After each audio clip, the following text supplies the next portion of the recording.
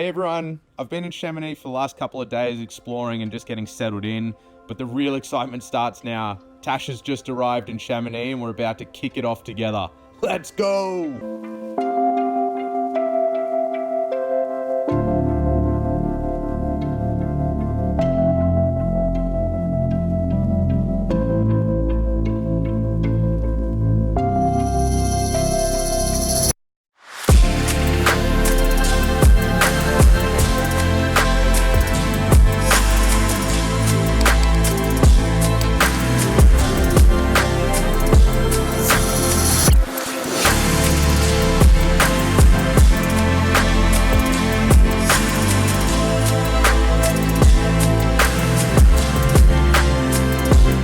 We're in Chamonix for Sean's run, which he's doing UTMB on the 30th of August. What's UTMB, Sean? Ultra Trail Mont Blanc. I am circumnavigating Mont Blanc. It's 174 kilometers, 10,000 meters of elevation. But we actually came here a lot earlier because Tashi planned on doing the same thing as me, which was Tour Mont Blanc. So 160 odd K. Yeah, I think 165. 165K with similar elevation, close to 10,000 meters. And 5 days. Yeah, she was going to do it over 5 days and stay at the refuges. But no bueno. yeah, I don't think Chamonix was actually ever on our cards to travel to. With a few of the races that I did last year, which was UTA, Ultra Trail Australia, which is 100 kilometers through the Blue Mountains, and also UTK, which is Ultra Trail Kosciuszko, which is 100 miles through the Snowy River and Mount Kosciuszko. It actually got me some, they're called stones, but essentially all they are, they're tickets into a lottery. And then you put all your tickets or stones into a lottery, and they pick out at random people that have qualified from all around the world to do essentially the Super Bowl or the pinnacle of trail running, the event, which is called UTMB, which is Ultra Trail Mont Blanc. So we never actually planned on coming to Chamonix, but with the opportunity that I got to do this race, that's sort of what brought us here. We've got a really good friend of mine, we've got his wedding in the UK in December. So we actually decided, rather than going back and forth from Chamonix back to Sydney, wait a few months, then to the UK, that's when we decided that we're just going to stay over here for the entire time. So that's sort of what led to us coming to Chamonix anyway.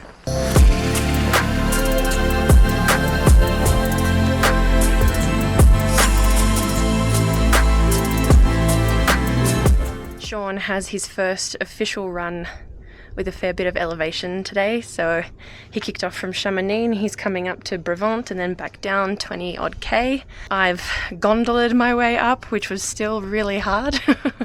The air up here is actually pretty thin, breathing pretty heavy as well. 2,500 odd meters elevation up here, and then Mont Blanc, where you can catch another cable car too, which I think Sean and I are going to do tomorrow or the day after, is about 3,800 meters elevation. So I think it's a little colder up there. So we'll see how we go. It's gonna be awesome to finally heal and be able to start hiking and running myself as of next week, but I'm still taking it fairly easy. And at least this way I can come up to some of the cols or the summits for Sean and help crew him, fill up his water, give him some food, and then be on my merry way to drinking champagne and more wine.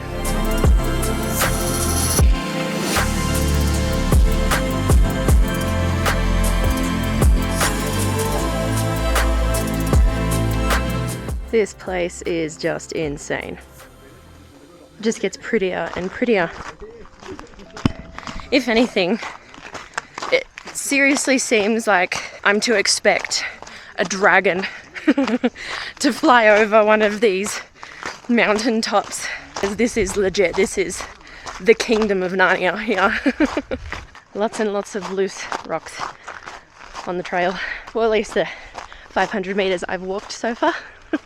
So many rock climbers, but looking at the rock edges, you can completely understand why. Now I'm totally assuming that this is the path Sean's coming up. I don't know. Literally, this guy's camera crew packing up my bags. I understand how you feel, Kimbo. Got my drone on, shitty part about the drone is that we just discovered that we didn't put an SD card in it. So rookie cameraman error number 1. Shouldn't be running, but oh well. So I just played around with the drone for like 25 minutes getting the most epic views and scenery, and there is nothing. So take 2 will be coming another day. Which one's pretty quick. Shit. But film crew on duty, film crew on duty, whatever. Au revoir. There's Sion, straight up ahead. God damn, breathing is heavy up here. Whew. Should have brought my poles.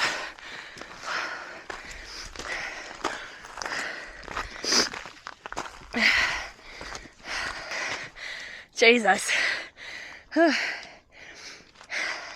Just as a bit of reference, I only went down 700 meters, so I gotta climb back up 700 meters. It's not much.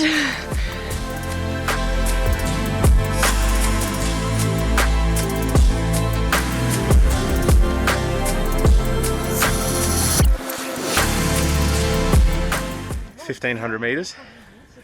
1500 meter elevation gain. Yeah, I think so. No, it was on my watch. Oh yeah. 6.7 kilometers. Just under 2 hours. 3 words to describe that.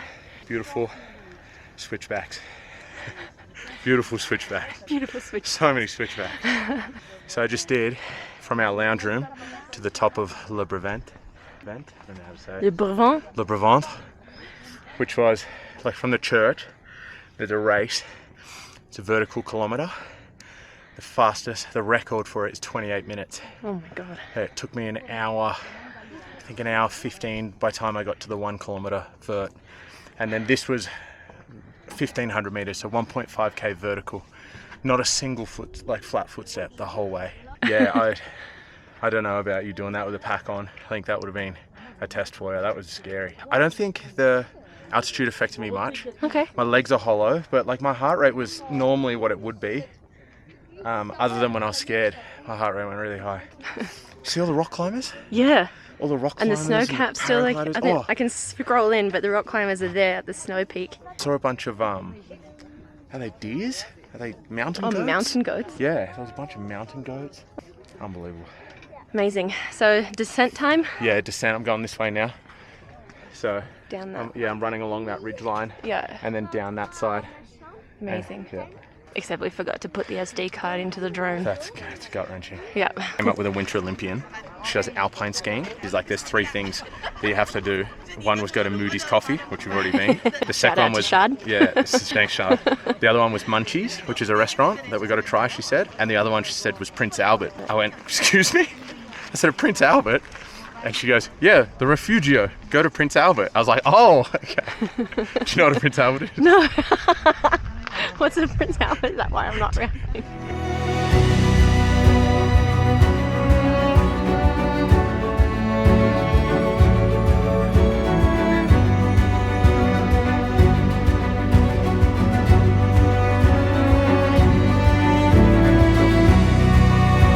This terrain is just wild. I thought even down on this flat stuff it'd be runnable. It's just insane. That's where I just came from. There, that's the top of Brevant. Unbelievable.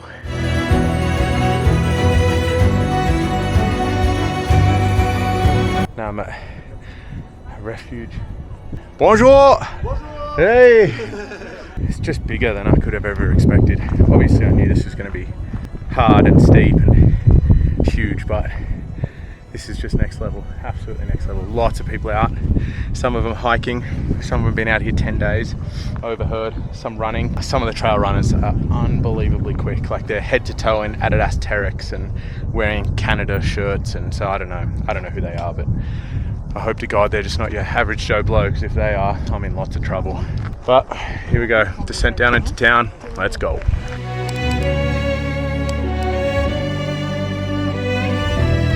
There were lots of rocks. I've got to be so careful. Would have rolled my ankle a couple of times already. Have a look at this. Got to run through town now. and it's all the best runners hang out in here. So I'm gonna run about a 4-minute 50 split through here, just so everyone knows how elite I am, even though I was just doing 17-minute kilometers up in the mountains, but they won't know that. Sion successfully finished a few training runs before we got hit with some nasty weather, forcing us to stock up on the necessities and enjoy some downtime. Join us in the next episode where Sion struggles to stay up on 2 feet and I almost crashed the drone into a wall. Till next time.